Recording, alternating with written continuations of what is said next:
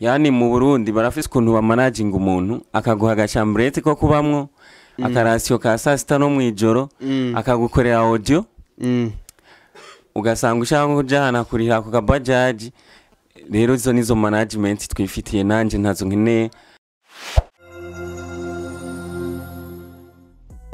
Kaze bakunzi ba K9 TV, kaze muganiro cyacu cyuno munsi tukumwe n'umuririmbyi wani wacu mu Burundi yamenyekanye kera cyane yaririmbye indirimbo ubuzima ndetse n'izindi zitandukanye ni Omi Mula ni Mpore.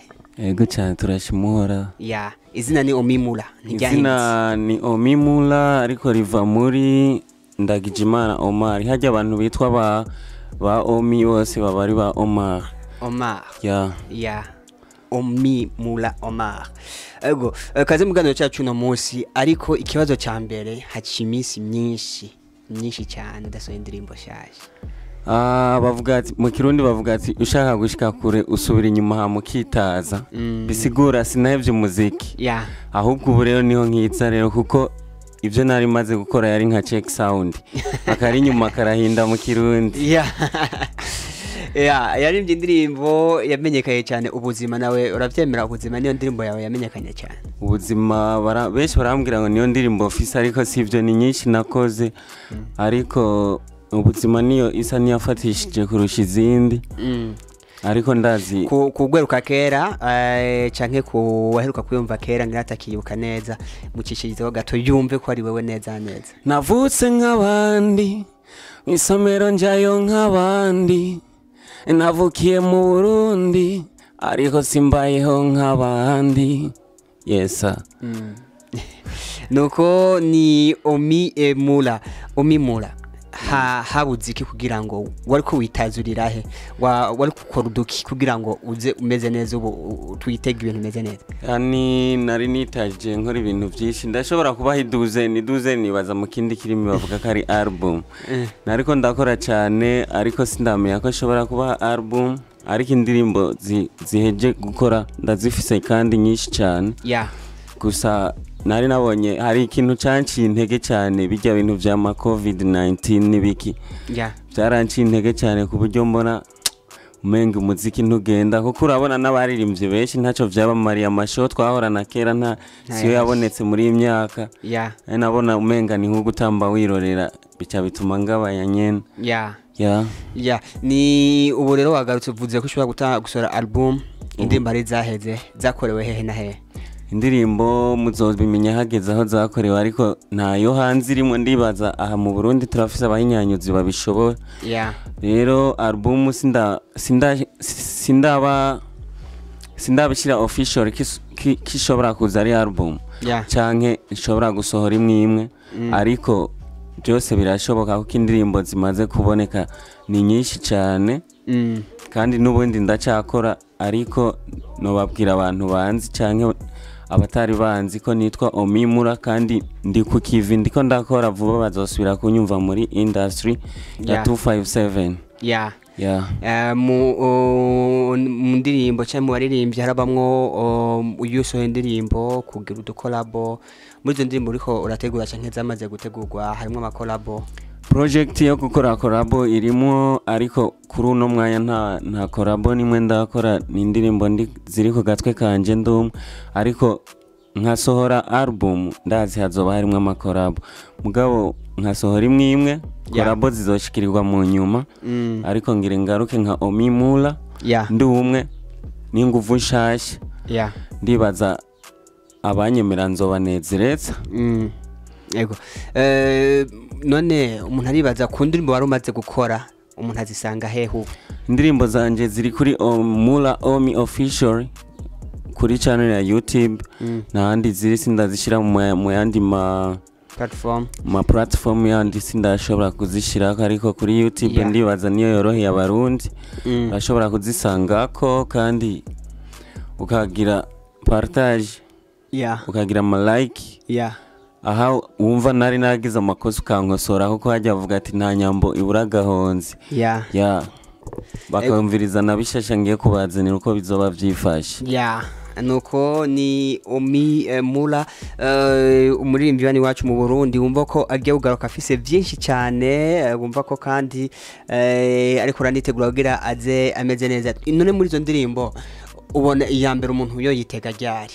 Ndashobora gutangura kubaha igikorwa cya mbere gishasha kugira bumve nyine ko ntari naratakaye. Benshi baguma bavuga ngo umuziki warananiye abafana bari mu kunyica ahubwo bari bakirondera ati bishoboye twari twaragufana ariko sabafana gusa ahubwo nabamenyesha amakuru harabambwira ati twe twagufasha kufasha uko dushoboye ataco tugusavye.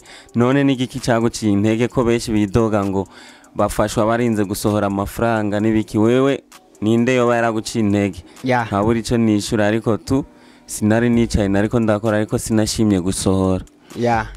Ego hanyuma umuntu aribaza ati mbega none umimura asanzwe niwe wifasha mu bijanye n'umuziki? Muri music nigwanako umutwe wanje ni nayo management yanje ariko nihaboneka umuntu ari serious azi management cyarico nta kizobuza tudakorana kuko mu Burundi kubera iyo condition yo kuvuga ati umuntu azi management cyari. Hariho abantu uno munsi aza kumanaginga ashaka kukunguka kandi hataragera izo contract rero sinshobora kuzisigninga jewe kuko management iza kugutora ikagukura ku cavu ikagushira ku yindi level hama igatangura kwinziza inoti. Ariko mu Burundi ntibaramenya management niki. Ni nk'umuvyeyi urarera umwana gakura hama inyungu kayibona mu nyuma. Hari na management menshi umva ngo basinyaniye contract ugasanga umuririmbyi yacindwe 2-3 ntibanakiri kumwe atawuzi iyo vyahereye. Yani mu Burundi barafise ukuntu ba managing umuntu akaguha agachambrete ko kubamwo akarasyo ka sasita no mwijoro akagukorera audio ugasanga ushaka kujana kuriha ku kabajaji. Rero izo nizo management twifitiye nanje ntazo nkeneye. Sindi muri babasani uvuga ngo je uzonza ngo untunge muhiri wawe nsanzwe nibereye mu nzu bimeze fresh simba muri chambrete kandi sintembera n'amaguru uko biri kose nta bisi nurira. Rero uje guhomagararira uzobuzi kuri serious no guhagarara ibikorwa vyanje apana kumpagarira jewe kuko ndamaze kurenza imyaka yo gutungwa nk'impene. Ati gutungwa nk'impene ni ibintu bigoye cyane. Nubona habuze kugira haze aboneka ama contract yabye mu maririmbyi mu Burundi. Mu bisanzwe ni kwa kundi nyene nama mvuga ko abantu benshi abashoboye kutumanaginga ntibakunda music ariko abatabishoboye nibo bakunda music. Bisigura bajya abantu bafise akanoti boshobora kudushikana ku yindi level ku rundi rwego. Ibintu byo mu muziki mu mutwe wabo ntibirimwo. Niyo mpamvu tubura support gutyo. Bajya nabo batabishoboye mu mufuko hagihobahoba nkuko kwacu nyene. Cyenda ndemeye ko duhobahoba kuko abasani benshi bakubwira ko bameze neza bambare amamiliyoni n'ibiki ariko nagire ndababwire ko ijya benshi dukoresha fake life. Sibyo turarembye ntituvyemera ni naco gituma ubona tudatera intambwe. Nuko ni Omi Mula tuko turaganira kuri K9 TV ariko tuganira byinshi cyane kujya nivyo buzima bwiwe nivyo buririmbye n'ingana garutse neza cyane. Ugumva ko ari ibintu biteye igomwe. None uvuze ko management utashobora kujya ariko kandi hariho ayo twe kwita maison de production. Ayo maison de production ni abantu usanga bafise studio bakaca bafashanya n'abaririmbyi n'udukontra twayabaye uko twavuga nka Master Music tukavuga nka Bantu Boy nayo nyine nka maison de production n'izindi zitandukanye. Wumva uwo kwegera ntimwakorana muri ama maison de production yabizo mvuze bwa ruburorero cyangwa izindi zihaye ko ni nyinshi? Ofete nta muntu yo kwanga management gusa uraraba i management ije kunyongerereza izina nki kuruta uko nahora canke ije kumveteza subire kuvetera ku cavu. Icyo urabanza ukaraba kari bagushizemwo ku nyungu zabo canke ku nyungu zawe hamukajamwo kuko nta muntu yo kwanka ubufasha kuko ubufasha turabufise naho butaba bukomeye cyane. Hari abantu usanga nyene baguma bafata kurya tuba twazamye bazamura porepore barahari gusa rero hariho n'izindi zibishoboye urazi ko udashobora kwijana muri management ngo nimushiremwo barakurondera canke bakabona keshi ariko keshi management nyinshi zo mu Burundi ziba zifise ukuntu ziba zifise ikintu zirondera ku muririmbyi yego none kubwawe hoko bwiki ikintu cokogwa nuko twakwitahura tugakora umuziki n'umuti muri hamwe tukamenya ivyo turimwo kuko urabona umuziki w'u Burundi uriko urazamuka neza kuruta uko imyaka yahera kuko mu minsi yahera nta muntu yemera mu Burundi ko hari umusani ariko ubu baratanguye kuvyemera